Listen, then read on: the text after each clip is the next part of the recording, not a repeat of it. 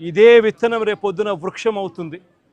నువ్వు ఏదైతే ఇత్తుతావో అదే పండుతుంది. రేపొద్దున ఎల్లకాలం నీ ప్రభుత్వమే ఉండదు. రేపొద్దున కన్ను మూసుకొని కన్ను తెరిచేసరికి మరో 3 సంవత్సరాలు అయిపోతుంది. 3 సంవత్సరాలు అయిపోతే ఆ తర్వాత వచ్చేది మా ప్రభుత్వం. మా ప్రభుత్వం వచ్చిన తర్వాత ఇదే చంద్రబాబు నాయుడు గారి అడుగులకు మడుగులెత్తిన ఈ పోలీస్ అధికారులకు ఎవరెవరైతే అన్యాయాలు చేశారో, ఎవరెవరైతే తప్పుడు పనులు చేశారో వాళ్ళందరిది కూడా లెక్క జమా తీస్తాం. వాళ్ళందరినీ కూడా చట్టం ముందర నిలబెడతాం.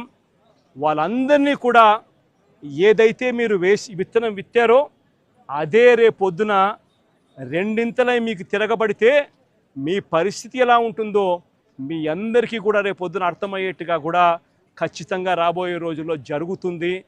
ఇప్పటికైనా మేలుకో చంద్రబాబు అని చెప్తున్నా. ఇప్పటికైనా చంద్రబాబు తెలుసుకో అని చెప్తా ఉన్నా.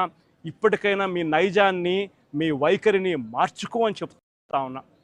అలా చెయ్యకపోతే మాత్రం రేపొద్దున జరిగే పరిణామాలకు మాత్రం ఖచ్చితంగా బాధ్యత మీరే వహించవలసి వస్తుంది చంద్రబాబు నాయుడు గారిని. ఆయనకు అడుగులకు మడుగులు ఎత్తే ఈ అవినీతి అధికారులను వీళ్ళందరినీ కూడా హెచ్చరిస్తూ ఉన్నా. అధికారులు కొంతమంది అనుకుంటా ఉండొచ్చు, మేము రిటైర్ అయిపోతామనో, లేకపోతే విఆర్ఎస్ తీసుకొని పోతామనో, లేకపోతే ఇక్కడ నుంచి కనపడకుండా విదేశాలకు వెళ్ళిపోతామేమో అని చెప్పి అనుకుంటా ఉండొచ్చు. ప్రతి అధికారికి చెప్తా ఉన్నా, 7 సముద్రాలు అవుతాయి.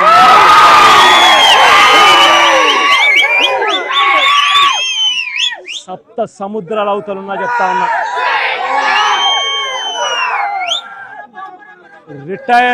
రిటైర్ అయి ఉన్నా కూడా చెప్తా ఉన్నా. విఆర్ఎస్ తీసుకొని ఉన్నా కూడా చెప్తా ఉన్నా. ప్రతి ఒక్కరిని పిలిపిస్తాం. ప్రతి ఒక్కరిని కూడా పిలిపించి మీరు చేసిన ప్రతి పని కూడా చట్టం ముందర నిలబెట్టి మీ అందరికీ కూడా ఖచ్చితంగా శిక్ష పడేలా ఖచ్చితంగా అడుగులు పడతాయని మాత్రం ప్రతి ఒక్కరిని హెచ్చరిస్తా ఉన్నా.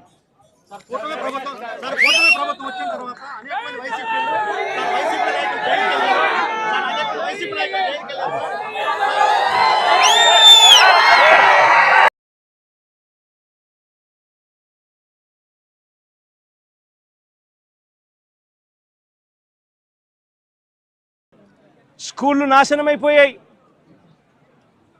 విద్యా దీవెన, వసతి దీవెన అందక 6 క్వార్టర్స్ 6 త్రైమాసికాలు ఫీజులు అందక, విద్యా దీవెన, వసతి దీవెన అందక పిల్లలు చదువులు మానేస్తూ ఉన్న పరిస్థితులు, నాడు నేడు ఆగిపోయిన పరిస్థితులు, గోరుముద్ద అన్నది రోజుకొక మెనూతో పిల్లలకు ఆహ్లాదకరమైన తిండి అప్పట్లో వస్తూ ఉంటే ఈరోజు స్కూళ్ళల్లో తిండి తినాలంటే భయపడే పరిస్థితులకి పిల్లలు వెళ్ళిపోయిన పరిస్థితులు, నాడు నేడు పనులు ఆగిపోయిన పరిస్థితులు, ఇంగ్లీష్ మీడియం గాలి కొదిలేసిన పరిస్థితులు, టోఫుల్ అనేది 3వ తరగతి నుంచి ఒక పీరియడ్ దాకా తీసుకొచ్చిన చరిత్ర గత పాలనలో మాకుంటే ఇంగ్లీష్ మీడియంను టోఫుల్ పీరియడ్లను ఎత్తేసిన చరిత్ర చంద్రబాబుకు ఉంది.